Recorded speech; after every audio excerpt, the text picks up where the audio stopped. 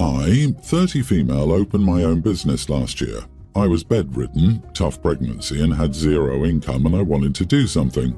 My husband at the time told me I was wasting my time, that it was nothing but a pipe dream, and that I was wasting money. It caused a lot of fights in the beginning, but I stuck it out because I believed in myself and didn't give myself the ability to fail. My kids even joined in with me. 3 kids from my previous marriage plus an infant with my husband. But yeah, he didn't believe in me at all. He just saw me as wasting money. We have separate bank accounts and all of my products are kept in an indoor storage unit. So my husband has never seen my products or known how much money I've brought them. I've been paying my portion of the bills and not explaining what I've been doing. I honestly, as childish as it may be, wanted to wait until I had a bucket load of profit and then show him. That way he felt bad for all those fights he picked with me over wasting money. But anyway, since I started the business, I have a profit so far of $34,000. I've only lost out so far on $5,000 worth of product. Considering I started with a measly $500, I'm very impressed and proud. I promote mainly on TikTok and have my business account there. Well, my husband found the business account on TikTok and saw I had a huge following. He started asking questions and eventually it got to him asking how much I'd made. Well, I went over the numbers with him and now he's super interested in what I'm doing and tries coming with me and the kids on the weekends to do inventory and shipments. Now, I'm willing to admit that I'm just getting tapped out by his presence within my business, because now he's trying to get me to buy things that he likes, different from what the general consumer does. He's trying to change how I do things by suggesting that would be easier. He's always right in the way and he's just stressing me out. And now he's saying he wants to join in and use my TikTok account to promote the things he buys, which he wants me to do because he hates being on camera. I feel bad because I know it would be a way for us to connect over something profitable, but I just don't want to. My kids and I started from scratch and he picked massive fights with me over this, but now that he sees I'm making money, he wants to use what I built without him so he can make money off of it. So I told him he needed to do his own thing, start from scratch like I did. Learn as I did because I don't want him involved in what my kids and I built. Especially not after picking all those fights with me and making me feel stupid without an apology until I mentioned it to him. He says I'm blowing this out of proportion and that he just wants to be involved. He says he won't apologize for his doubts and I should understand. But now that I've proven him wrong, I should be willing to cut him in on it because it can be a family thing. I don't want him to. This is my and my kids' thing and I don't want him taking over or having any say on how we do things, which I know will happen. Edit, my money started the business and only my money went into it. He didn't help at all. He's the man of the house, he decides. Ha ha ha. He wants in on it because it's making money. There are other things you can do together. Good for you, not the idiot. You started this and you ran this. It's completely fair and reasonable to want your business to be your space so you can handle how you prefer. It would be completely fine even without him picking on you about it. Stick to your guns. This behavior should concern you, OP. When you were just starting out and all you had was $500 and an idea, he didn't prop you up. He wasn't your hype man. He tried to tell you it was a waste of time, a pipe dream, a waste of money. Now that you're successful, he wants to hop right in and won't even admit the mistake he made of discouraging you in the first place. Congratulations on the great success of your business. I would seriously look into putting the business in one of your older children's names if you can trust them, or get a post-nup to protect your business in case of divorce. Yes, divorce is probably in the future and it won't even be sad when it happens. It will be a relief for OP. He just wants to reconnect with her money and success. 100% he would just be making fun of her if this had failed or if she'd only made $5,000 profit or something. OP needs to buy her husband a used copy of The Little Red Hen to read. This is exactly the same idea. Lazy bums don't want to contribute until the bread is already baked.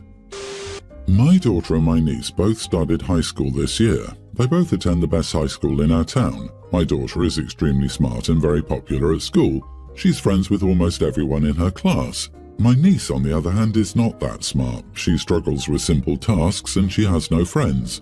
A few days ago, my brother called me and asked me to change my daughter's school because kids have been making fun of my niece and calling her the stupid one while they call my daughter the smart one. He claims that his daughter never had this kind of problem and it started when my daughter started to attend the same school as her because everyone is comparing them now since they're cousins. He also claims that it's my daughter's fault because the kids who do this are her friends. I told him I wasn't changing my daughter's school and this was not my problem. My daughter is friends with almost everyone and she can't be expected to control everyone's actions since my daughter is very clearly smarter and is thriving in this school while his daughter is struggling, and also because his daughter doesn't have any friends there anyway, then she should be the one to go to a new school. He thinks I'm being an idiot. So, am I? You are the idiot because you got major blinders on. Your niece wasn't bullied before your daughter got there. Now she is. Something happened. The bullying comments you make in the privacy of your home somehow end up flying around your daughter's school. And you're self-absorbed enough to think that this is just confirmation that everybody sees what you see, that your daughter is perfect and your niece is a dunce. But people's perceptions didn't suddenly get better. The stars didn't align. Your daughter said something, maybe a lot of somethings. Popularity is rarely a sign of innate goodness. You need to stop slandering your poor niece and open your eyes to the fact that you and your daughter probably catalyzed this whole thing because you're lacking in class and empathy. You're so gleeful in this story, so transparently boastful. Did Regina George grow up and have a daughter? This is the right answer.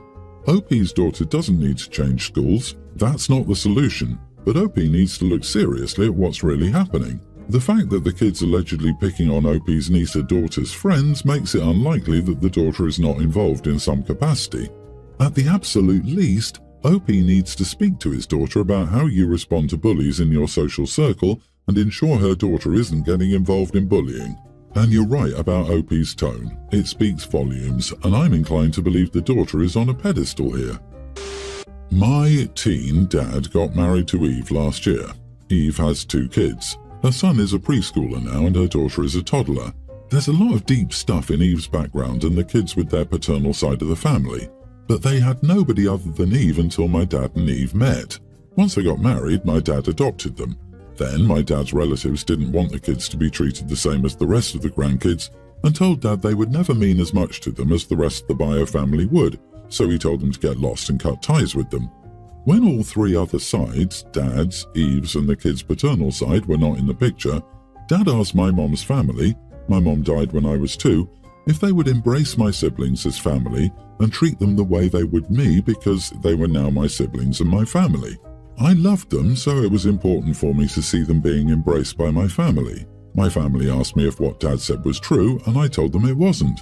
I said I hardly even knew the kids, let alone loved them. My family told my dad they would never see my step-siblings as their grandkids. I should also make clear that my dad and maternal family did not remain close or like family after my mom died. I still saw my family, but Dad was never involved, and he would go to his own family when I was with mine. I never liked my dad's family, so it was never a huge deal to me to not see them, and it's not a huge deal not to have them around at all. They were always really annoying about how girly I am, and they could never believe I would want to have a manly job when I graduate.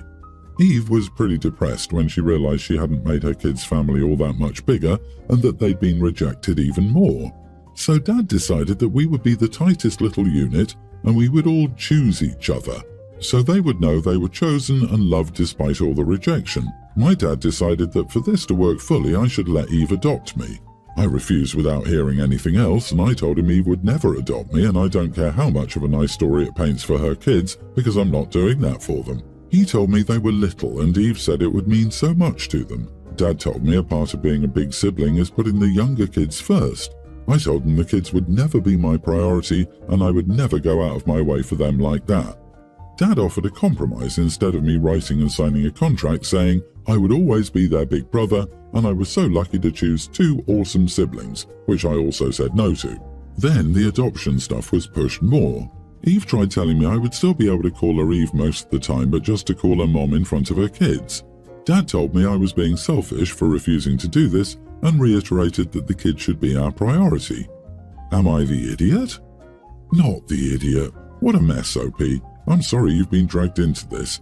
Just because your dad and Eve want to play happy families and pretend everything is peachy doesn't mean you have to play along.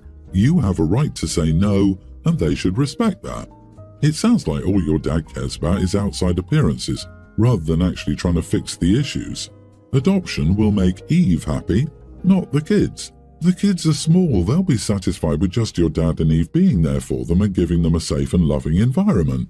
There's no need for an extended family for the kids to be happy. It's Eve's desire stemming from whatever issues she has. And more idiot of your dad to go along with this misguided plan instead of getting Eve to therapy.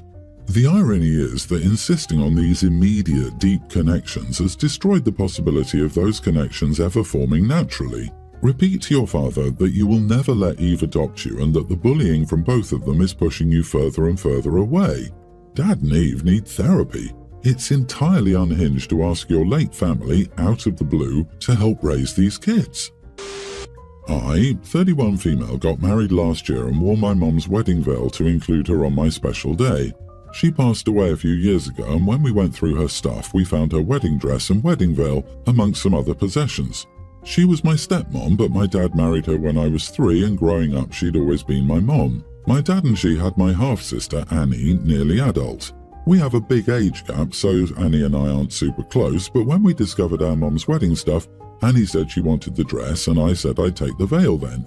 My friend Lily, who came to my wedding, was getting married soon and asked me if she could borrow my veil, as they're getting married on a tight budget and she likes mine, but it's not in her price range. As the veil is mine and not Annie's, I didn't ask her and lent it to Lily. After the wedding, Lily posted pictures of her and the bridesmaids, including me, and I reposted it on my social media.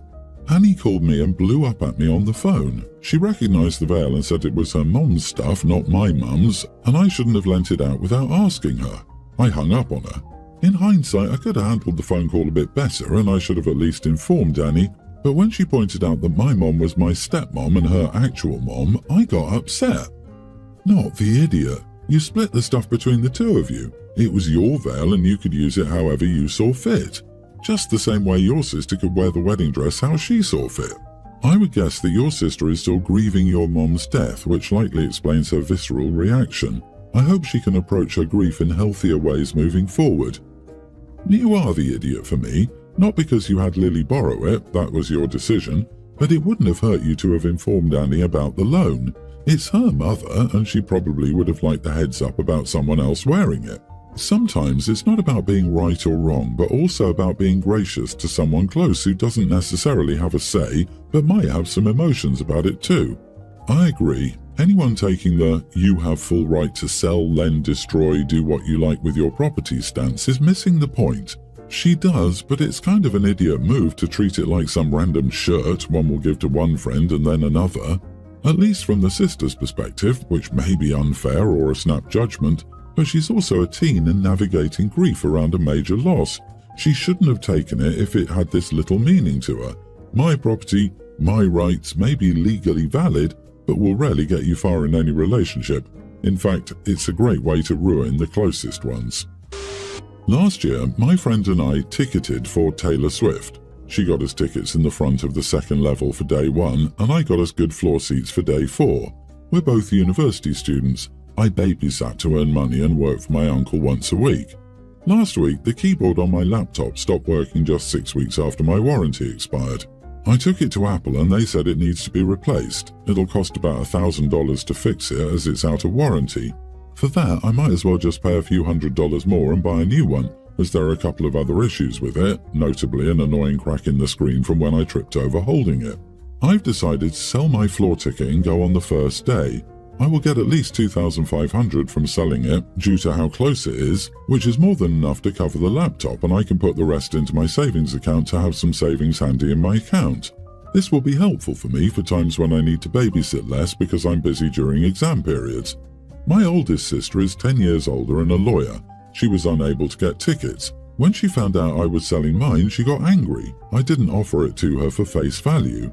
Face value is not even going to pay half of a new laptop. She said I was being scummy by buying tickets to sell for more. That was not my intention.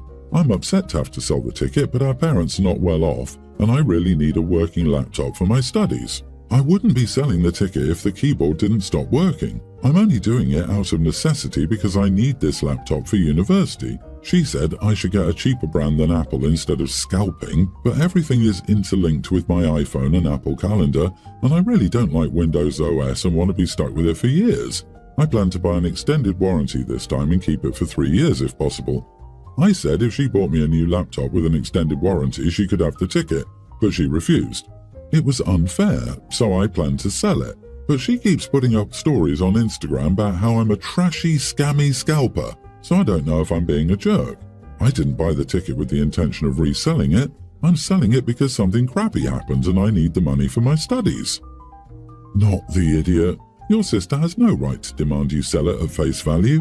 She's just spewing poison because she's butthurt not being able to score the tickets herself, and because she's trying to manipulate and guilt you into giving them to her for a price that she cannot find in the market.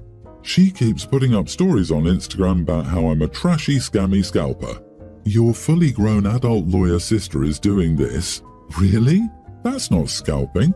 But I have to say, aiming to keep a laptop for 3 years, dude, if you run through them so that 3 years seems challenging, you should change to a cheaper model. I'm not going to go into the environmental impact rant, but believe me, I'm thinking it hard.